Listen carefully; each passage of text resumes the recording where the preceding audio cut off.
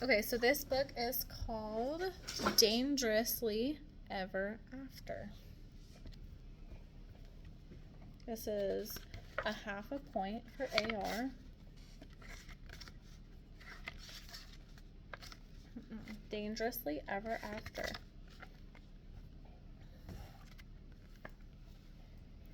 Princess Amanita loved things that were dangerous. She loved her pet scorpion and her brakeless bicycle, and her collection of daggers and broken glass.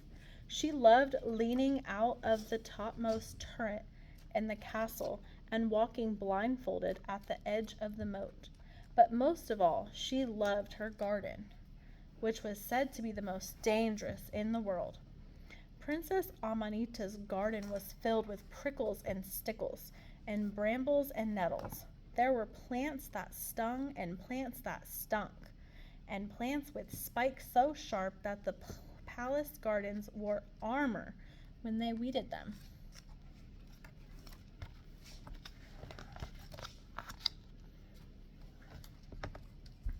One day, as the princess was watering a patch of itching thistles, a prince from a neighboring kingdom rode up. His name was Florian, and he was out looking for a dragon to slay, or a knight to challenge, or at least someone his own age to talk to. "Hello," he said. "Nice flowers." "They're not at all nice," said Amanita. Their itch is worse than 1,000 mosquito bites." Then she noticed the prince's sword, which looked very sharp and dangerous. "Nice sword," she remarked. Prince Florian took the sword from his belt and waved it in the air. "See that bunch of grapes?" "Those aren't grapes," Amanita started to say. But it was too late. Florian had already sliced them from the vine. Unfortunately, they were grapes, which explode 3 seconds after being picked. They landed in the princess's brand new ruby-studded wheelbarrow and blew a large hole in the bottom. "Oops," Prince Florian said. Princess Amanita just stared at him with her hands on her hips until he got back on his bicycle and rode away.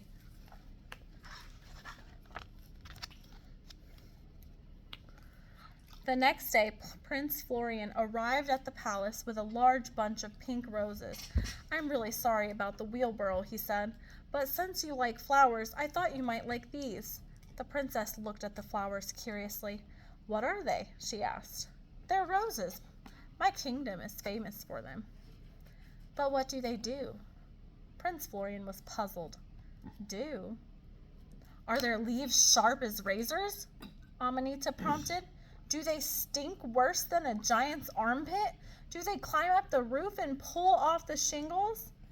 "They, smell nice," Prince Florian answered at last. "And they're pretty." "Oh," said the princess, and she rolled her eyes. She was about to toss the roses in the trash when something sharp pierced her palm.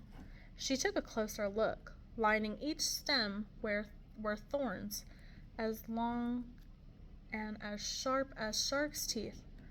"What did you say these were called?" she asked the prince. "Roses." "They're wonderful," Amanita said, and immediately plunged them into a vase, stem side up, naturally.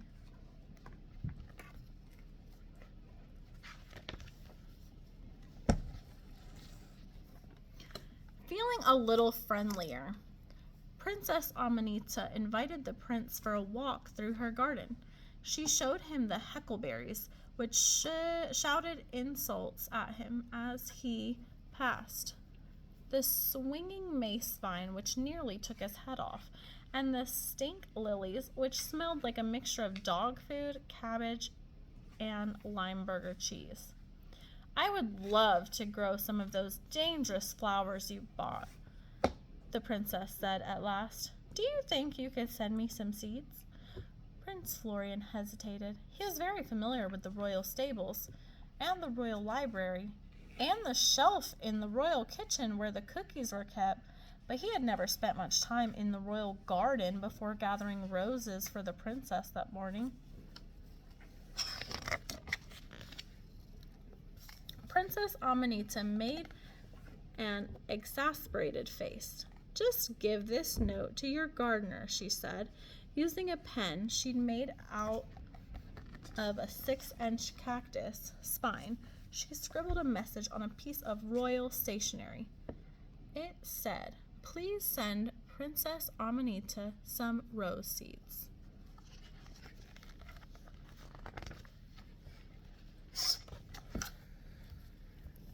The princess was overjoyed when the package of 9 seeds arrived.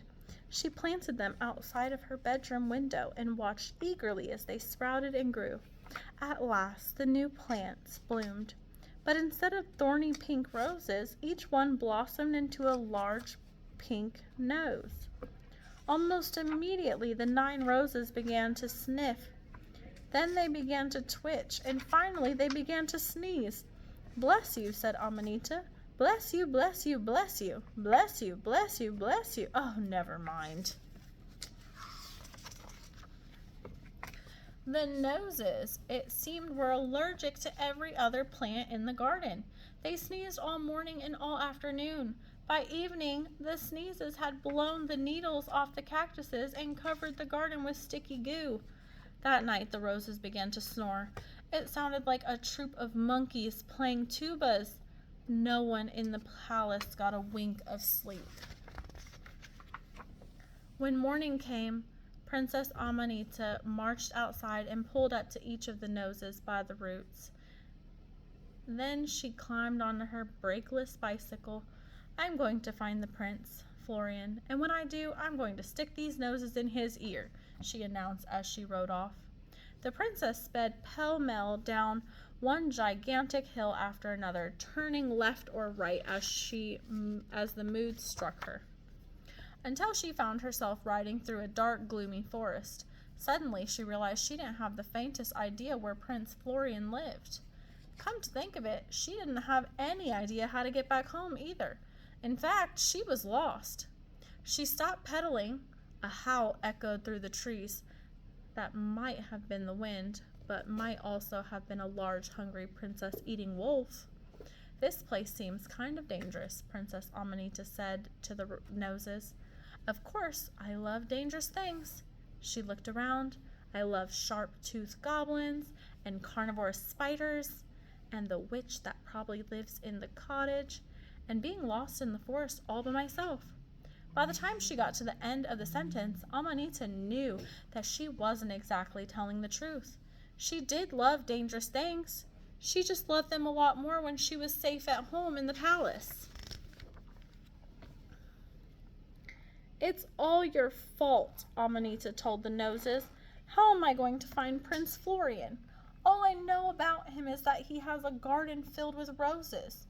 The noses sniffed sympathetically, as if they were too on the verge of tears.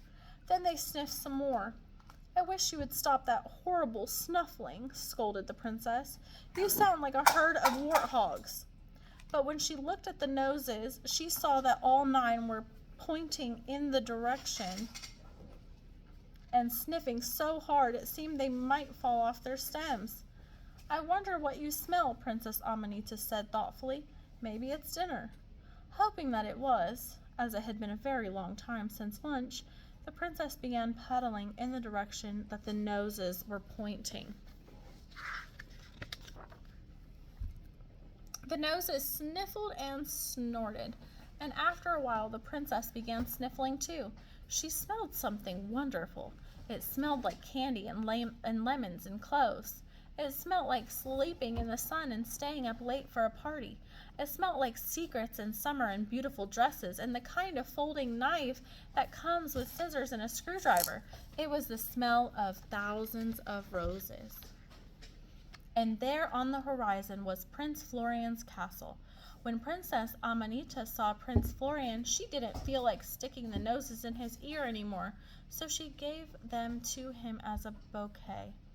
What do they do? He asked. They smell good, the princess said. I mean, they smell well, anyway. They're good at smelling.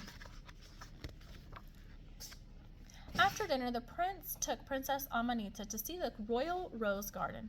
The noses came too, sniffing happily. They didn't sneeze once. Maybe we could plant them here, suggested Prince Amanita. And so they did. The roses didn't mind the noses, and the noses loved the roses. Both, in fact, lived happily ever after. As for Princess Amanita, she went home with 9 of the thorniest rose bushes in the royal garden. They were just as dangerous as she had hoped, and they smelled nice too. The end.